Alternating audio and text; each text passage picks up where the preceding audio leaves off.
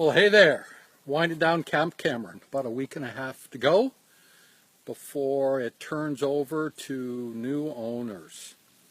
Indeed, it's been great being a steward of this place for the last, I guess, coming up on 4 years. But heading out to Ottawa, as many of you know, or Ottawa area. And the one thing I'm not going to miss, though, I just finished it up, is sitting on a lawn tractor for 2 hours every week. 4 foot wide mowing deck, and it still takes 2 hours to do all the grass around this place. So it's beautiful. It's beautiful to see. It's great to watch the wildlife come through and the like. But 2 hours, still 2 hours. No enterprising young men or women around that want to cut my grass. So such is life. Anyways, this coming up in this quick video. No, I don't know how quick it's going to be. A video coming up is in reaction to a nice conversation I had with a buddy that we ran a lot together back in college, and we were talking about perspective. He's got a son who's just graduated from college and things, and we're just talking about the difference in generations and pieces. And this isn't a get off my grass moment or walking uphill both ways in a snowstorm to get to school moment, but it is just a point of perspective, I think, and of maybe point of distraction for things like this, like social media. But we're commenting, back certainly when I was a young lad, university time, we found our days pretty full. And yet we still got things done. What I mean by pretty full? Well, full load of classes that oftentimes would start somewhere around 8. I try to schedule them for 9, but oftentimes about 8. Had to make sure that they were done before 3:30. Why? Because at 7 in the morning was workout, and at 3:30 in the afternoon was workout. Typically 3:30 in the afternoon on track or in cross-country season up on golf courses and the like, and 7 o'clock in the morning down the field house, and time on the roads. And in between sometimes, or after the track workout, such a little bit of time in the weight room as we were getting used to this cross-training thing that we were experimenting with. So anyways, we did that. So full load of classes, workout twice a day. Then we would go into a mode of, okay, we got to make a little bit of money, right? We're broke college students. And so I did a lot of things like scrubbing pots and pans in the cafeteria. From time to time, I would serve in a banquet hall, special guests, VIP guests of the college administrators and things. I guess the most VIP person I ever did was Norman Vincent, not Norman, what the heck was his name? I was just thinking of him the other day. The guy who did the voiceover for Thriller, Michael Jackson, so I forget his name right now. Vince, no, it doesn't matter. And we do those sort of things, occasionally be able to pick up a real side gig where we'd unload a railroad car of stuff, right, for somebody that the coach sort of under the table was getting us a job for, cash job for.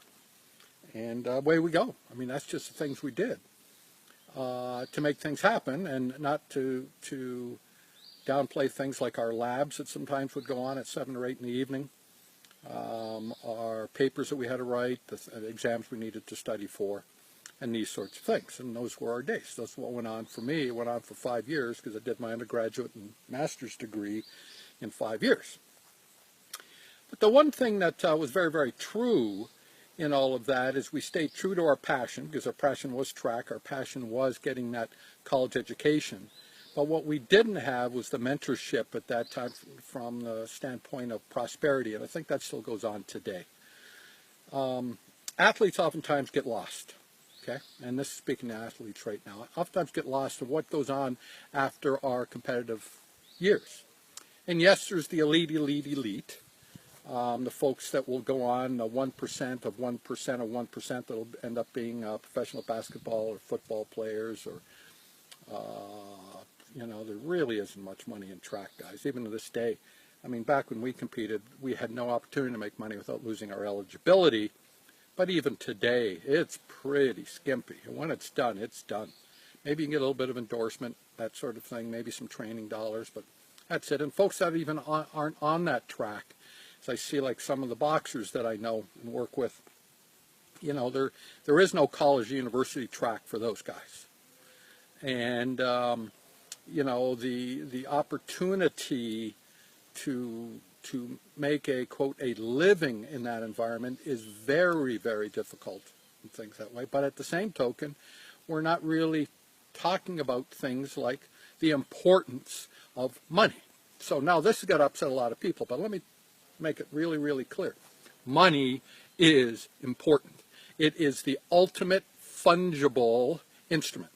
People say, well, what does fungible mean? Sounds like a fungus.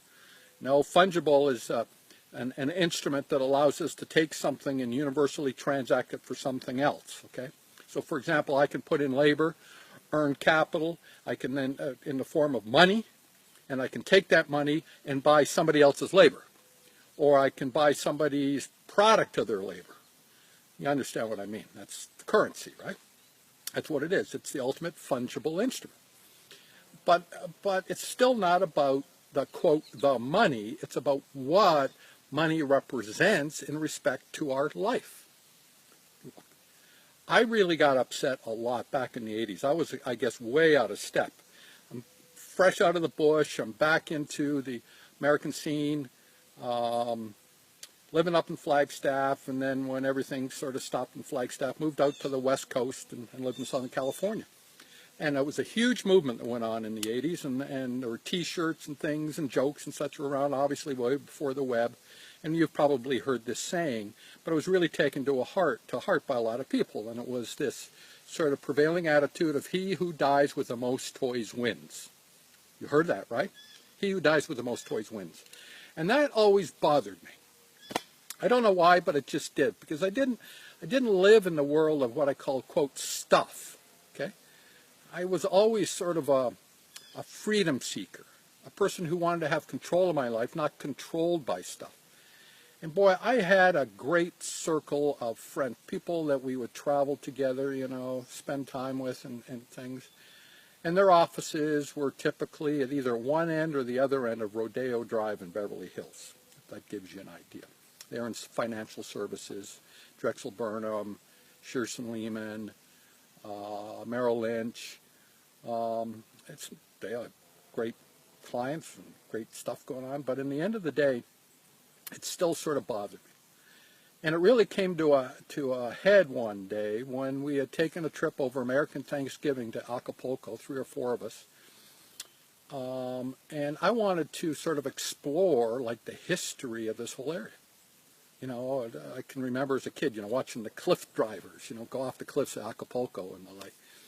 And I wanted to learn more about the history, and I knew that Mexico was very diverse, but what was this area like? And of course, we didn't have the web then. We didn't have the ability to Google and find out all kinds of stuff. I wanted to go out and explore. And my buddies had absolutely no desire. They were in the pure, what I'll call, quote, hedonistic mode, right? Nightclubs, you know, what the girls like, you know, I mean, I go on and on and on. And it hit me like a ton of bricks. It was like, boy, this isn't my tribe. This isn't my circle. Okay? Loved them to death, but it just wasn't. In fact, one of them one day came up to my place in Santa Barbara. I was leasing this place on Old Cowles Road at the very end. And I remember him coming up and sitting in the window, no screens on the windows. It was an old estate. And just like overlooking this, and you could overlook the Pacific. And he was like, wow, maybe I get it. Maybe I understand what you're talking about. He lived in a nice condo, 3 or 4 story condo in Santa Monica. But he was, you know, he was winning the rat race, but he was still living like a rat. Okay? Go, go, go, go, go. Control, control, control, control by stuff and things and lifestyle that he couldn't stop. And I said, yeah, I mean, that's right. I'm just a Canadian working stiff, right? Down here in the States, making things happen, but looking to live my life on my terms rather than be controlled or put myself in a situation to be controlled. Now, this isn't about me. This is reflection for you, okay? For you. Remember I talked about fungibility. Money is important because it gives you the opportunity to direct your life. And athletes, I come back to this, and I come back to the 240 minutes a day. Okay? 240 minutes a day. and this doesn't just be for athletes, but I'm going to just talk about this over and over again. 240 minutes a day makes all the difference between you owning your life or being owned. Okay? That's straightforward. Owning your life or being owned. How does it break down? Again, here's a formula. Okay, we all want formulas, we all want structure, right? That's the way it seems to be these days. Or if we resist structure, if it's imposed on us, but we've still got to have some degree of structure in order to give us a direction and purpose on a daily basis. So here it is, 240 minutes. Minimum 60 minutes a day spent in a pursuit of a side business. Okay, so if you're working at one thing, I don't care what it is, you're roofing, okay, or you're an accountant, or you're I don't care what, but a massage therapist, a personal trainer, or whatever it is. 60 minutes a day working on an additional stream of income. Okay? Importance. There you go. That thing that you own, that you control. 60 minutes. Another 60 minutes a day spent in skills development. That might be personal development. That might be real skill development. How to speak with people, how to write, how to learn, I call it the magic sequence of words, to help influence people. Not manipulate people. I said influence people. Help them take direction, right? 60 minutes a day that way. Another 30 to 45 minutes a day spent in active physical pursuit.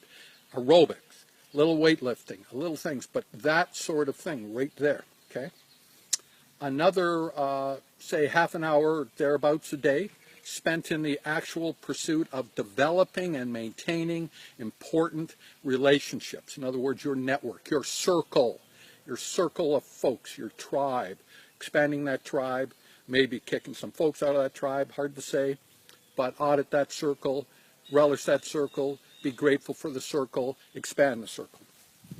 And another good hour a day, okay? Just another good hour a day spent in just pure pursuit of something that you really love to do, okay? Aside from that, you might really love to do your side business. You might really love to do your exercise. You might but something completely different. Maybe it's practicing guitar. Maybe it's bowling.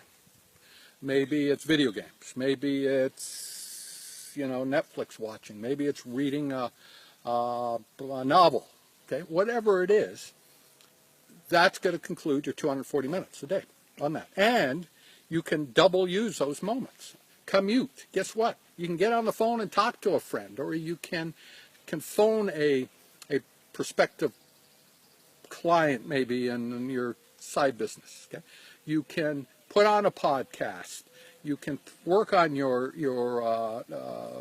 skills and personal development. You can do a whole host of things in that time, in your commute, in your lunch hour. There's an old saying about never eat lunch alone, but maybe it's a lunch hour where you're always, you're heading to a gym that's close by, or you brought your running gear and you're heading out the door.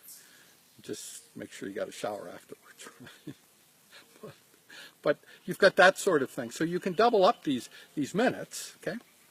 But 240 minutes. So it's completely doable, because that's the difference when you look at any formula about folks that have created a life of true ownership. Those are the 240 minutes, the difference between being rich, in fact, having money or having control of your time, and poor, being controlled, having no opportunity whatsoever as you look out into the future that you can break free from needing a paycheck from your job. Okay? Athletes, why is that important? Because so many times as we go through our athletic career, I certainly did, right? There were years that were lost in my productive years. Not so many like it goes on today, but certainly where it was like, okay, I'm just training and training and training and sleeping. Training, sleeping. After college, that sort of thing, living up in Flagstaff, Arizona, getting ready, living at altitude, make things happen. And I just wasn't plugged into this whole concept of money is important. It was more like I need money, okay? I got to pay the bills, right? Okay?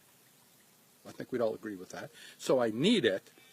but I didn't know the importance, the absolute importance of what that meant in respect to me owning my life. It's more like something I just was expected to have rather than the thing that I needed to go out and pursue with vigor. So that's kind of the talk for today, okay? Athletes, mums and dads, young men and women, in college, getting out of college, people pursuing things, whatever that is. You know, and I know both, that people get upset when you talk about money and creating prosperity, because it means people have to get off their butt, learn some skills, go out into the marketplace of ideas, and bring value to people and solve their problems. Because that's the ultimate how capital is really put together. We solve people's problems. Okay, that's it. And we help people take ownership of their life. So that's it right now from Camp Cameron. Beautiful day out here. Feel I certainly miss this place, but onward and upward we go. And that's it. So, got anything else? Drop me a line. Something you want me to talk about? Drop me a line. Something you want to talk about? Even more important than me talking about. You want to talk about? Drop me a line. Okay. That's it. Take care, everybody. Be well. Bye-bye.